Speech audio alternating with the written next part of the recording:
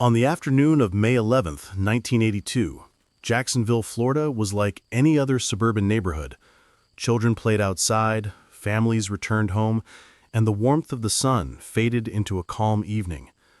But within one home on San Pablo Boulevard, the Wiler family's peace would be shattered forever. Nancy Wiler, 3 months pregnant, and her 2 young daughters, Christina and Catherine, became victims of an unthinkable act of violence. Alan Lee Davis, a man with a violent history, barged into their home and killed them in a brutal, senseless attack that would forever haunt Jacksonville. The shockwaves of this crime echoed throughout Florida, leaving a community reeling from the savagery. Davis, who would later face his own death in the state's electric chair, became forever tied to one of the most horrific crimes in Florida's history. His execution in 1999 would mark the final chapter of a legal battle that spanned 16 years. But no punishment could ever bring back the lives of Nancy, Christina, and Catherine. The community would never be the same again. This case is one that stays with you long after the details fade. The brutal loss of Nancy, Christina, and Catherine is something no family should ever experience, and it's a tragedy that left a lasting scar on Jacksonville and the entire state of Florida. If this story has affected you, please take a moment to reflect on how precious life truly is. Leave a comment below. Let us know where you're watching from and how this case has touched you. And if you haven't already, hit that subscribe button so you don't miss more true crime stories that demand our attention. It was a typical afternoon in Jacksonville, Florida, on May 11th, 1982. Families were returning home from work. The sound of children's laughter echoed down the streets as they played in their yards, and the smell of fresh-cut grass filled the air. The sun was starting to dip, casting a warm glow over the peaceful suburban neighborhood. Life seemed as ordinary as ever. But behind the front door of one seemingly peaceful home, a horrific crime was about to unfold. Inside, Nancy Wiler, pregnant with her 3rd child, spent the afternoon with her 2 daughters, Christina and Catherine. They were blissfully unaware of the terror that was moments away. As the neighborhood buzzed with everyday life, tragedy was quietly creeping into the Wiler home, ready to tear apart their world forever. Alan Lee "Tiny" Davis didn't knock, didn't warn, and didn't hesitate. He stormed into the Wiler home on that fateful afternoon without any provocation or warning, his rage driving him forward. Inside, Nancy Wiler, 3 months pregnant, was completely unprepared for the terror that was about to unfold. She had no chance to defend herself as Davis raised his .357 revolver and began his brutal attack. With unrestrained fury, he struck Nancy again and again, more than 25 vicious blows to her face and head, each one leaving her unrecognizable. The brutality was beyond comprehension. Her once familiar face was shattered, beyond recognition. The pregnancy that should have been a time of joy for her, a new life to look forward to, was mercilessly snuffed out in an instant. She had no time to react, no chance to fight back. The violence was swift, senseless, and relentless, leaving nothing but blood and a broken body in its wake. The home, once a sanctuary, had become a place of unimaginable horror in mere moments. Christina, just 9 years old, was in the living room when the chaos erupted. As the sounds of violence echoed through the house, curiosity got the better of her. She peered into the hallway, unaware of the unimaginable horror she was about to witness. What she saw would haunt her forever. Her mother, Nancy, brutally beaten, her body crumpled in agony from the savage blows inflicted by Davis. Frozen in fear, Christina's innocence shattered in an instant. Davis, with chilling precision, tied her up, rendering her helpless. She watched in terror as the man who had caused such pain to her mother turned his attention to her. In one cold, calculated move, he shot Christina twice in the face, ending her young life without hesitation. The cruelty of her death was beyond words. She was a little girl, caught in a nightmare she could neither escape nor comprehend. The home, once filled with laughter, now stood as the site of her brutal execution. Christina's life was cut short, her innocence ripped away in the blink of an eye. Catherine, the youngest, at just 5 years old, had no understanding of the horrors unfolding in her home. As the violence escalated, she must have sensed the terror around her. In a desperate bid to escape, she ran down the hallway, her small feet barely making a sound on the floor. She was searching for a place to hide, anywhere to escape the chaos that had already claimed her mother and sister. But Davis, relentless in his cruelty, quickly caught up with her. He shot her once, the bullet tearing through her tiny body, but that wasn't enough. In a final, barbaric act, Davis raised the gun again and beat her with it, the force of his blows shattering her skull. The brutal image of his attack on such a helpless, innocent child is impossible to forget. Her life, still full of promise, was taken in the cruelest way imaginable. The aftermath of that unspeakable violence was a scene that would stay with anyone who saw it. The Wiler home, once a sanctuary, was now drenched in blood. Toys lay abandoned on the floor, left where Catherine had dropped them in her futile attempt to escape. Her favorite doll, a symbol of her childhood innocence, now lay stained with the remnants of a crime that stole her life in a brutal act of savagery. The silence that followed was deafening, filled only with the echoes of what had once been a loving home, now reduced to a scene of unimaginable horror. When the police arrived at the Wiler home, they were met with a scene that would haunt Jacksonville forever. What was once a safe haven for the Wiler family was now an unrecognizable, grisly crime scene. Blood stained the walls and floor, a stark contrast to the warm, familiar setting of the home. The air, once filled with the comfort of family life, now hung heavy with the stench of violence.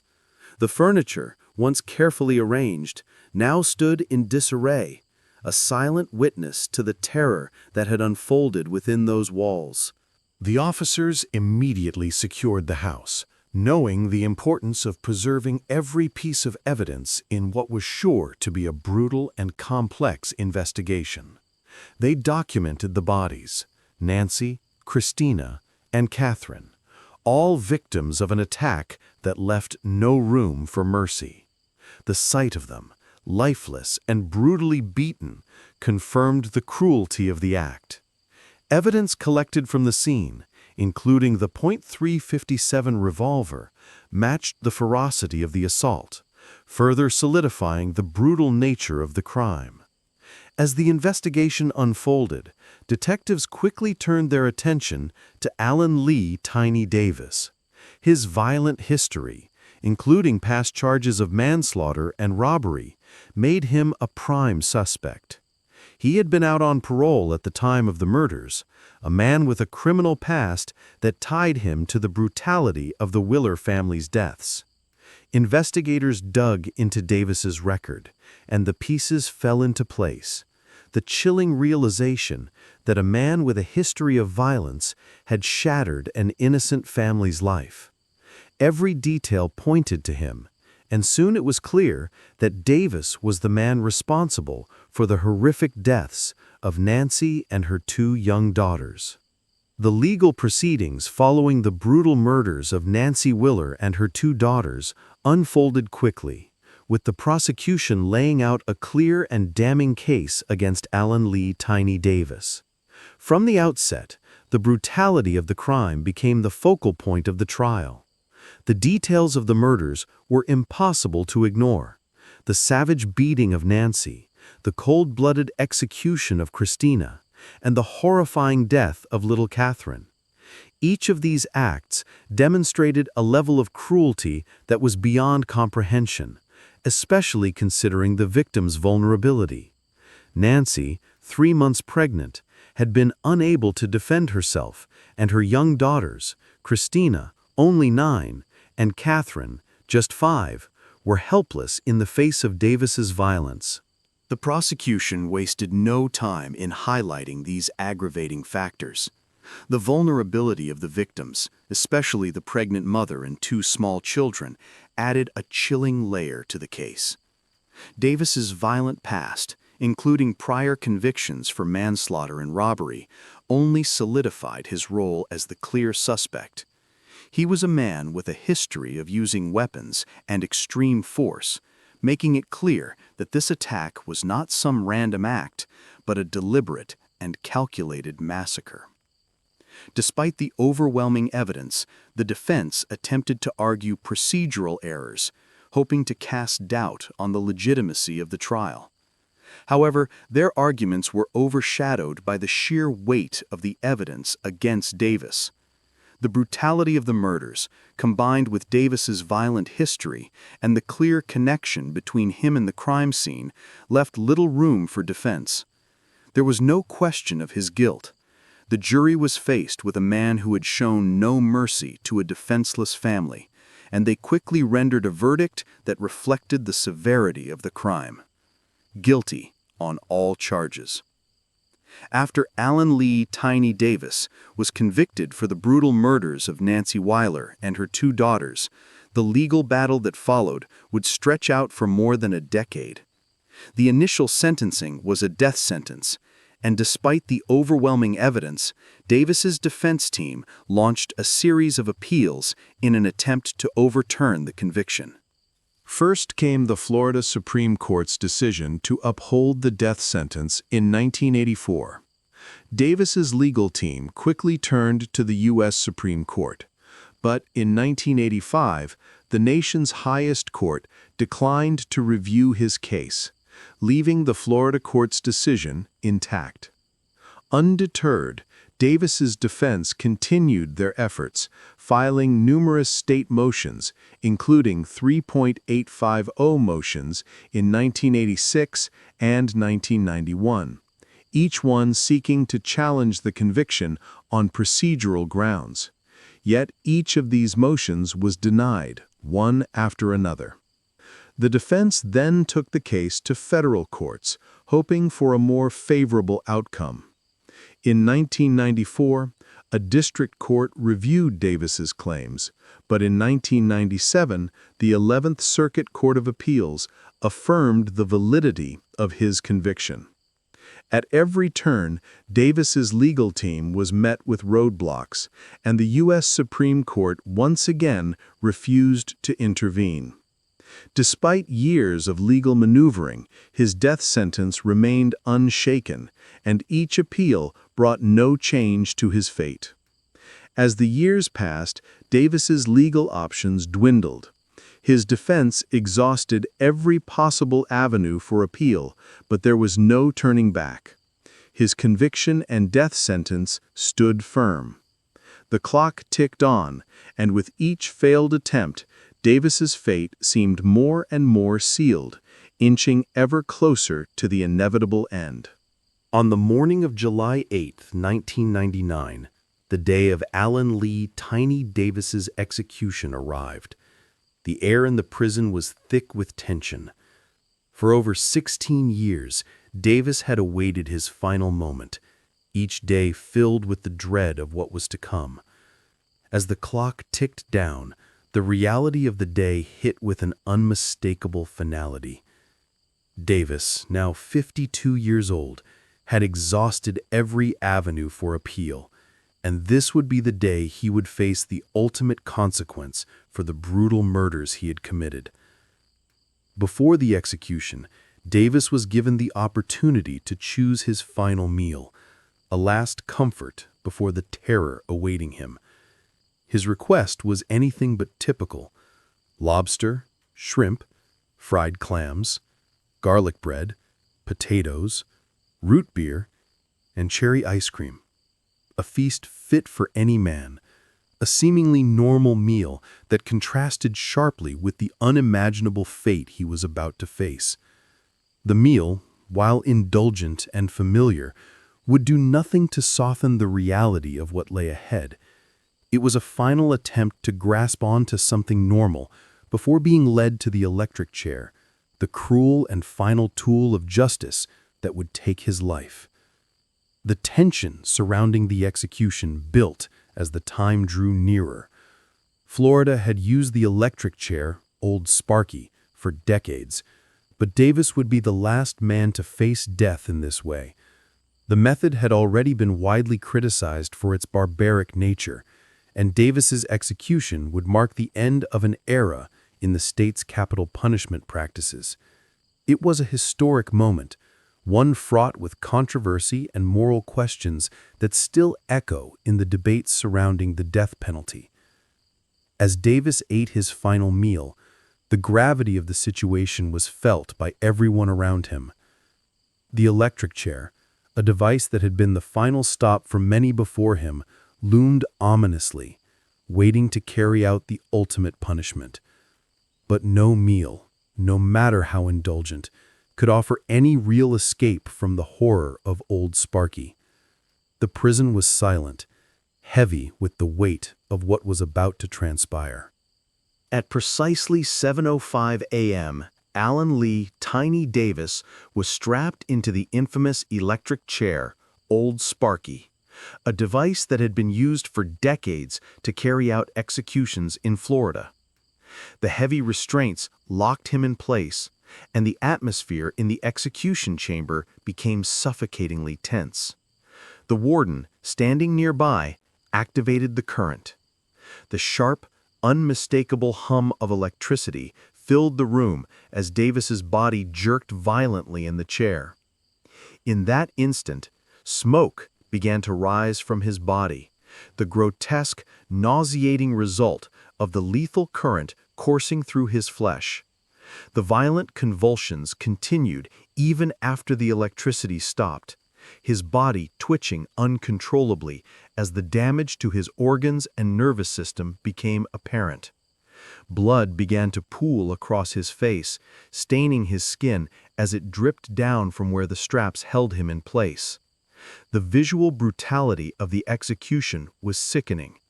Davis's physical suffering laid bare for all to see. The process was not swift.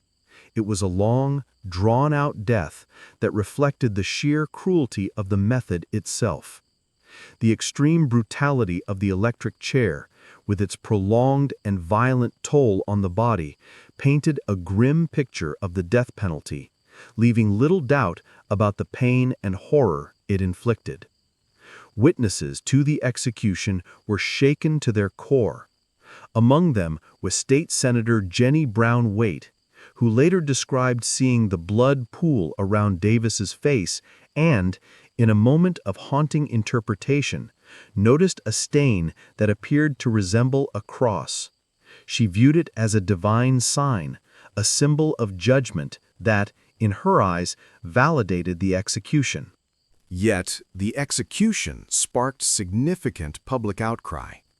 Critics of the death penalty argued that this form of capital punishment was barbaric, an outdated and inhumane method that inflicted unnecessary pain on the condemned. The controversy surrounding the electric chair reached its peak that morning, with the gruesome spectacle leading many to question the morality and effectiveness of such a method of execution. At 7:15 a.m., after a drawn-out and horrifying process, Alan Lee "Tiny" Davis was officially pronounced dead. The brutal spectacle of his execution, coupled with the moral and ethical debates it ignited, left a permanent mark on Florida's criminal justice system. His death signaled the end of an era. No one would again face death by the electric chair in the state of Florida. Alan Lee "Tiny" Davis's execution sparked a wave of intense public reaction and ignited a fierce debate about the death penalty, particularly the use of the electric chair as a method of execution. The gruesome nature of Davis's death, his body convulsing violently, smoke rising from his flesh, and the disturbing visual of blood pooling on his face left a lasting impact on both witnesses and the public at large. The extreme brutality of the process raised questions about whether such a method of execution was truly just, or if it was a form of cruel and unusual punishment, as critics argued. Davis's execution marked a turning point for Florida's approach to capital punishment. It would be the last time the state employed the electric chair to carry out a death sentence. Following the public outcry and the moral and ethical questions raised by Davis's execution, the state of Florida officially abandoned the electric chair in favor of lethal injection, a method deemed less cruel and more humane. The execution was not just the end of Davis's life, but also symbolized a shift in Florida's use of the death penalty, reflecting the broader national debate over the ethics and effectiveness of capital punishment. The moral and legal implications of Davis's execution were profound. For many, his death represented a final act of justice for the horrific murders of Nancy Wiler and her two young daughters, Christina and Catherine. Yet for others, the brutality of his execution only deepened the moral questions surrounding the death penalty. Was the state's act of retribution justified, or did it simply mirror the violence it sought to condemn? The legal community too grappled with the implications of such a grisly spectacle, which many felt crossed a line in terms of what constituted acceptable punishment. Davis's crime, the savage murder of a pregnant mother and her two children, left a permanent scar on the Jacksonville community. The images of the crime scene, the blood-stained walls, the abandoned toys, the shattered lives, would never be forgotten. The Wiler family's tragic loss left the community forever changed, with many struggling to come to terms with the horror that unfolded in their own backyard. For the state of Florida, the case became a symbol of the deep divisions over the death penalty, and Davis's execution marked the end of a long and painful chapter in its history. In the aftermath of his death, the debate over capital punishment continued to rage, but for Jacksonville and the Wiler family, the horror of that day would linger, a grim reminder of the violence that had been unleashed and the lives it had claimed.